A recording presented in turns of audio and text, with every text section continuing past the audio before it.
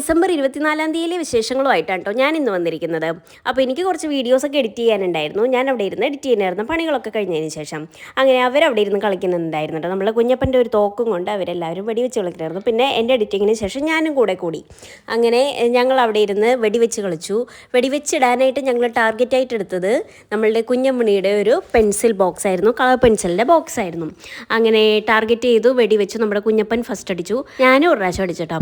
അത് കഴിഞ്ഞ് ഞാനും കുഞ്ഞമ്മണിയും കൂടി പള്ളിയിലേക്ക് പോയി. 3 മണിക്ക് ക്രിസ്മസിൻ്റെ കുമ്പസാരം വെച്ചിട്ടുണ്ടായിരുന്നു. അപ്പോൾ കുമ്പസരിക്കാനായിട്ട് ഞങ്ങൾ രണ്ടാളും കൂടെ പള്ളിയിലേക്ക് പോയി.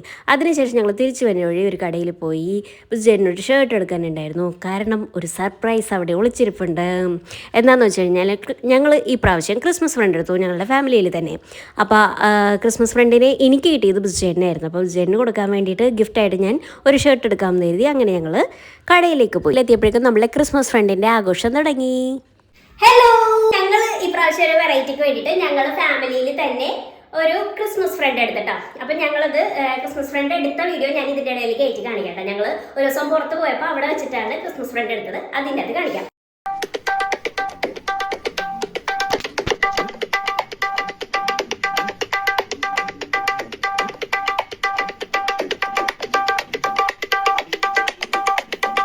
എയ്ഡന്റെ അടുത്തുനിന്ന് തുടങ്ങാം. എയ്ഡൻ ആരെയും ക്രിസ്മസ് ഫ്രണ്ട് കിട്ടിയത്? എയ്നീനെയാണ്. എയ്ഡന് വായിക്കാൻ അറിയാൻ പാടില്ല, സ്പെല്ലിംഗ് കൂട്ടി വായിക്കാൻ അറിഞ്ഞൂടാ. അപ്പൊ ഞാനാണ് അവന്റെ പേപ്പർ നോക്കിയതാ. അവന് കിട്ടിയത് എയ്നീനെയാണ്.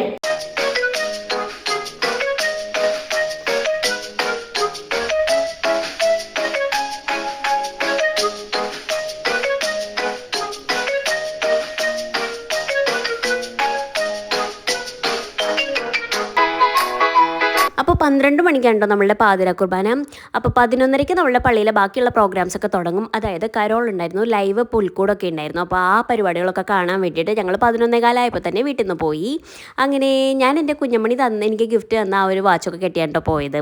അങ്ങനെ 12 മണിക്കത്തെ കുർബാനയൊക്കെ കഴിഞ്ഞ് 3 മണിയായപ്പോഴേക്കും നമ്മൾ കുർബാനയെല്ലാം കഴിഞ്ഞ് വീട്ടിൽ വന്നു. അപ്പോൾ നമ്മളുടെ ഉണ്ണിയെ എടുത്ത് നമ്മളുടെ പുൽക്കൂടിലേക്ക് വെച്ചിട്ടുണ്ട് കേട്ടോ. നമ്മളുടെ ഉണ്ണിയേശു പിറന്ന് കിടക്കുന്നത് കണ്ടോ. അപ്പോൾ എല്ലാവരുടെയും ജീവിതത്തിലേക്ക് നല്ല നല്ല സന്തോഷങ്ങളും നല്ല നല്ല അനുഗ്രഹങ്ങളും ഒക്കെ ആയിട്ട് ഉണ്ണീശോ കടന്നു വരട്ടെ എന്ന് ആശംസിക്കുന്നു. പള്ളിയിലാണെങ്കിൽ ഭയങ്കര ഗംഭീര പരിപാടികളായിരുന്നു കേട്ടോ. നമ്മളുടെ ഇടവകയിൽ എല്ലാ വർഷവും ക്രിസ്മസിനോടനുബന്ധിച്ചിട്ട് ലക്കി ഡ്രോ ഒക്കെ നടത്താറുണ്ട് കേട്ടോ. നല്ല രസമാണ് ആ പരിപാടികളൊക്കെ. അങ്ങനെ 60 സമ്മാനങ്ങളുണ്ടായിരുന്നു. 60 ടിക്കറ്റ്സ് ഡ്രോ ചെയ്തിട്ട് അതിൽ നിന്ന് നമ്മൾക്ക് സമ്മാനം കിട്ടും. അങ്ങനെയൊക്കെ ആയിരുന്നു കേട്ടോ. അപ്പോൾ നമുക്ക് നിർഭാഗ്യവശാലി ഈ പ്രാവശ്യം ഒന്നും കിട്ടിയില്ല. എല്ലാ പരിപാടികളും കഴിഞ്ഞ് വന്നപ്പോഴേക്കും 3 മണി 3:30 ഞങ്ങൾ കിടന്നുറങ്ങിയപ്പം. അപ്പോൾ അതാ കുഞ്ഞപ്പനൊന്നും ഉറക്കം മാറിയിട്ടില്ല, ഇവിടെ കണ്ണൊക്കെ തിരുമിയിരിക്കുകയാണ്. അപ്പം നമ്മൾ ഇന്നത്തെ ദിവസം നമ്മളുടെ അമ്മയോടൊപ്പം ഒന്നിച്ചാണ് കേട്ടോ ഫുഡൊക്കെ. അപ്പോൾ രാവിലെ നമ്മൾ ബ്രേക്ക്ഫാസ്റ്റ് കഴിക്കാനായിട്ട് താഴേക്ക് ചെന്നു. അപ്പോൾ ഇതാണ് താഴത്തെ പുൽക്കൂട്. പിന്നെ അമ്മയായിട്ട് കുറച്ച് നേരം വർത്താനം പറഞ്ഞിരുന്നു. അനിയത്തി അവിടെ കിച്ചണിലെ ഫുഡൊക്കെ എടുത്ത് വെക്കുന്ന തിരക്കിലായിരുന്നു. അപ്പോൾ അനിയനും കുഞ്ഞാവയും കൂടെ പുറത്ത് പോയിരിക്കണമായിരുന്നു. അവർ രണ്ടാളും കൂടി തിരിച്ചു വന്നു.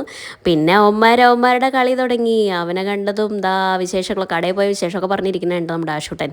അങ്ങനെ എല്ലാവരും കൂടി ഇരുന്ന് സംസാരിച്ചു. അവന്മാരാണെങ്കിൽ കളിയിൽ മുഴുകി. കുഞ്ഞമണിക്കാണെങ്കിൽ ഉറക്കം മാറാതെ വടി പോലെ അവിടെ ഇരിക്കുന്നുണ്ട്.